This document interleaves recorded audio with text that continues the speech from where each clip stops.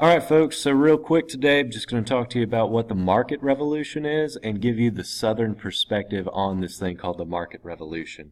And just to give you a brief definition of what the market revolution is, essentially what happens is in the 1820s, the early portions of the 1800s, you see the North and the South and the West, pretty much the entire American economy start to shift into a particular way where the North has its economy, the South has its economy, and the West has its own economy, and they start to focus on their own individual means of gaining the most powerful version of their own economy. So like what today I'm going to talk to you about is the Southern perspective of the market revolution and kind of what's going on down in the South, how their economy shifts, how it changes, and how it's eventually actually going to lead to the Civil War because of the growth of slavery and the spread of it. So in talking about the South, I initially told you that the South's economy is 100% based on cash crops. During the colonial age, it was mainly based on tobacco. Well, as time progresses, you're going to see that the Southern economy starts to shift to a new cash crop, and it's nothing crazy. It's not Venus flytraps, it's not mangoes, it's not peanuts, it's not even corn or anything that they can actually eat. It starts to shift to cotton. It shifts away from tobacco, and in the South, cotton becomes king. All of these former tobacco planters in the South start to shift over to growing mainly cotton as a cash crop. But the overall question is why do we shift? Why does the South shift from growing tobacco, which was a really profitable cash crop? America pretty much had a monopoly on it, to growing cotton instead. Like what caused this change to occur, that they would take such a dramatic shift in what they're growing? I mean, what made cotton so profitable? And the reason cotton becomes so profitable is actually because of this guy right here. His name is Eli Whitney. And you may have heard of him before in one of your middle school history classes. But Eli Whitney is responsible for two main inventions, and I'm going to tell you about one today and then one on the next video. And that invention that changes the Southern perspective and changes the Southern economy is this thing, and it's called the cotton gin. And I found a nice little image that actually shows you this thing working. So what Eli Whitney wanted to do is, in the later portion of the 1700s, early 1800s, he actually wanted to reduce the amount of slaves in the United States. He was anti-slavery. And so one way that he thought that he could do that is to automate the process of actually cleaning out cotton. So cotton, when it's picked, if you've ever seen raw cotton before, it's thorny, it's got dirt and seeds and sticks and leaves and all this other mess in it. And so what made cotton not a terribly profitable crop to harvest was the fact that once slaves picked that cotton, they actually had to pick through all of the individual pieces and take all of this stuff out by hand, take all of this debris and dead bugs and dirt and all that stuff. And it just took such a long time that they just didn't make enough money off of cotton to justify growing it in mass. So what the cotton gin actually does is it automates that process. So you take that raw cotton that has all of that mess in it, all of those sticks and leaves and the bud and all that crap. And so what it does is you just throw that raw cotton in, and it pulls it through several brushes, and you just crank a lever on the side, and it pulls all that debris and throws it in this little drum down here. And then on the opposite side of it, it just pulls out the clean cotton that has had everything picked out of it. And so what this actually does is it makes the process of picking cotton and having that cleaned automated. And so it makes cotton much, much easier to harvest. And so it actually has the exact opposite effect than Eli Whitney had expected it to. Here it starts to show, here in the 1800s where the cotton gin is first produced, cotton production is just super incredibly low in the United States and the consumption of it by Great Britain. But as the cotton gin starts to kind of catch on more and more and more, you see cotton consumption increases significantly. And what this is going to cause, because Great Britain starts demanding all of this cotton for their textile industry, because they're making finished products, they're making cotton fabric off in Great Britain.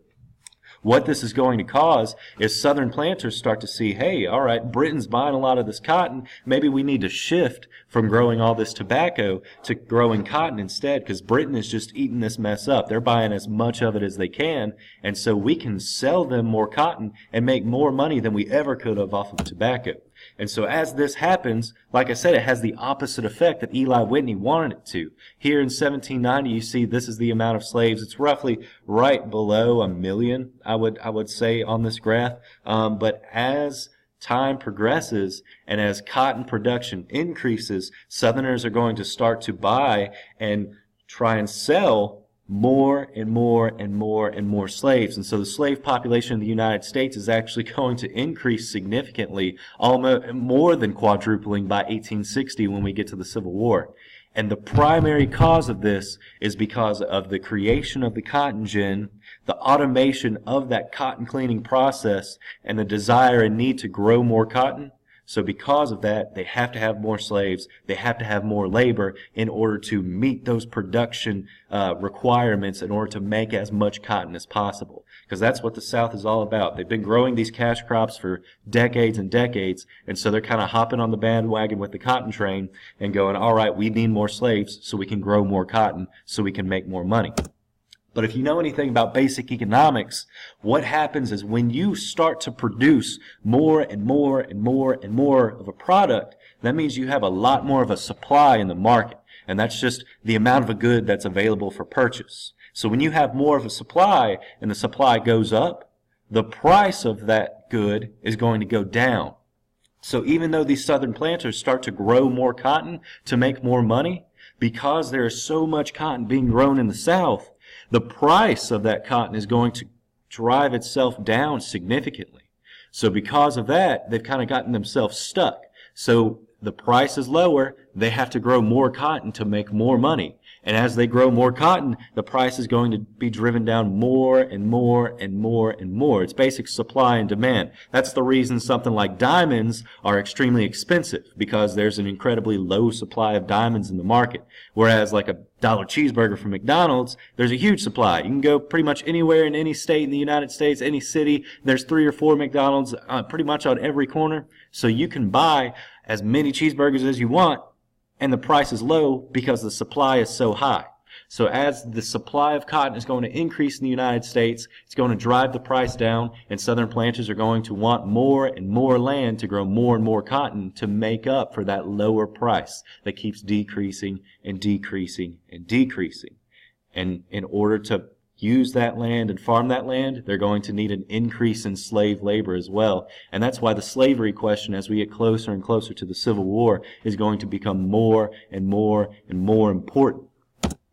Just to show you this map, I love maps, guys. I just love maps so much, and this one does an excellent job of showing you kind of the breakup and the separation of the two economies of the North and the South. If you look at the North up here, all these black dots and these red dots, these are all factories, textile factories, different manufacturing factories that exist, and they are mainly concentrated up in the North. The reason the Northern economy is based upon taking these raw goods that the South is growing at this point in time, primarily cotton, and making a finished product out of it. You don't see any real agriculture that's going on, just some corn, some wheat. Most up here in New England is going to be like dairy or hay, but in terms of agriculture, it's very minimal.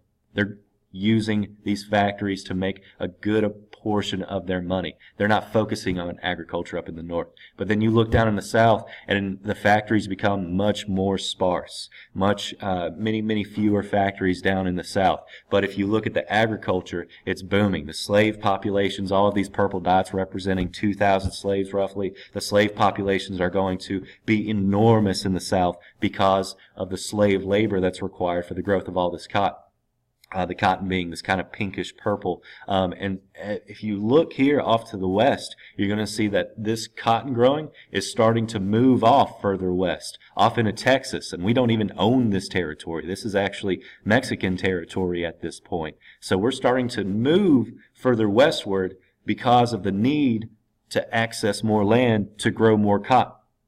So you just see the separation between these two economies, the North mostly manufacturing, mostly factories, and the South mostly, if not predominantly, cotton and slave labor, the growth of that cash crop of cotton. I just can't emphasize how important it is that you know that the South is mainly growing cotton, and it's mainly based upon slave labor and the use of slaves. But one last thing to just kind of note is who exactly owns slaves in the South, because I feel like a lot of us have this idea that every Southerner in the 1800s owned slaves, and that's not the case at all. If you actually take the price of a slave from the 1800s and you adjust it to today's modern amounts, one slave roughly equaled about $40,000.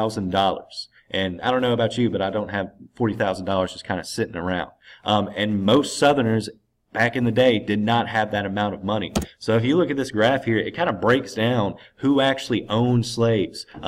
Most of the South, 3/4 of the South, more, did not own slaves at all. They were involved in agriculture to a degree, but they just had their kids. They had a mess ton of kids, and they would just have their kids help them on the farm. The next biggest portion, they only owned about 1 to 9 slaves. Typically, these are farmers that are still out working in the field with their slaves. And then you start to get into the smaller percentages that show, all right, well, then you have the 10 to 99 slaves, that's 6.6, and then just a very, very small fraction of the individuals in the South actually own more than 100 slaves. So when you think about the South, yes, it's mainly based on cotton growing, it's mainly based on agriculture, and it's mainly based on slave labor. But if you look at the breakdown of who actually owns slaves, it's a very, very small percentage of the population that actually owns slaves. These people, this 76.1%, they're very poor. These are people that can't afford slaves. They're just kind of getting by the skin of their teeth. And then these up here in like the blue and the yellow, these are the aristocrats. These are these huge plantation owners that own thousands and thousands of acres of cotton producing land so that they can farm. So just once again, keep that in mind. It was a small minority in the South that actually owned slaves. And even those that did, they owned very few, and they still worked out in the field with their slaves. It's not until you get starting into the really, really small percentages and the super wealthy in the South that you start to see really, really large populations of slaves owned by a single plantation. But that's the South. In the next video, I'm going to talk to you guys about what the North is like and what their economy is based on.